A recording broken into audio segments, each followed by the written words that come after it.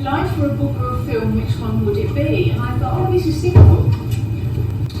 I'll just go with The Wizard of Oz, because it seemed to me that it's so symbolic, so rich in symbolism. So you've got the Scarecrow representing wisdom, the Tin Man representing compassion, and the Lion representing courage. And so I took myself off to the coffee shop here at Essex, and this poem spontaneously came out of me, and it starts: life would be so much easier if I didn't have to be.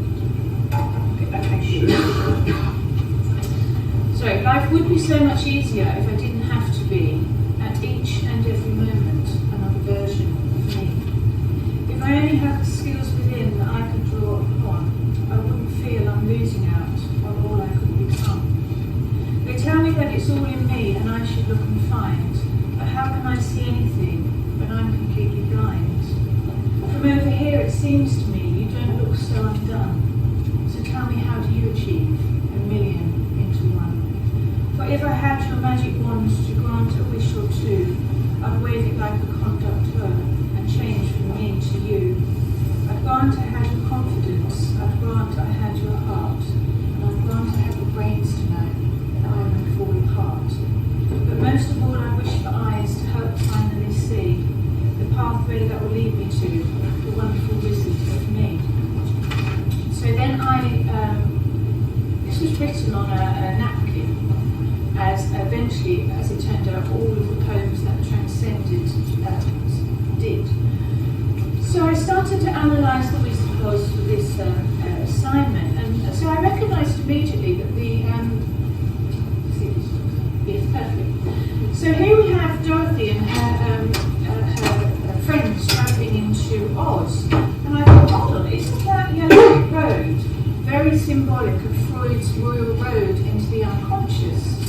So if we've got Dorothy going into the unconscious, then she must, first of all, she goes across the crossing bridge, which to me I thought, anatomically, that's the corpus callosum. So this is where my holographic sight started, because I didn't just stay in psychoanalysis. I drew on, my first degree was in psychology, a science degree. So then I thought, Toto, that's the life instinct, and the psycho, surely that's a psychological disorder, isn't it?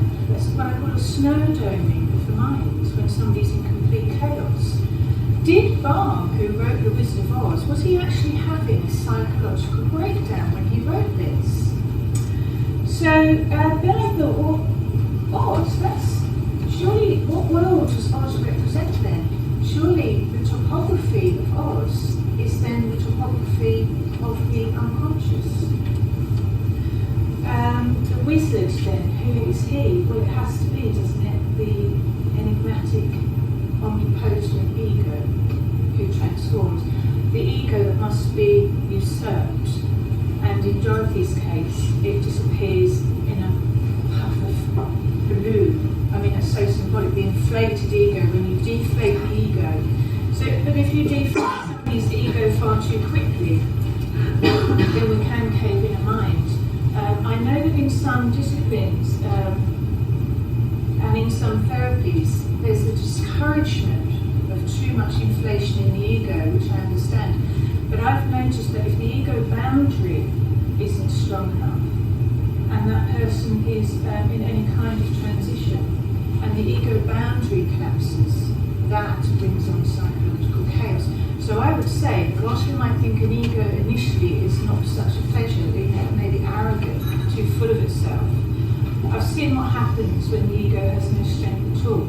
So I've come to the realisation that it's actually the strength of the ego that is important.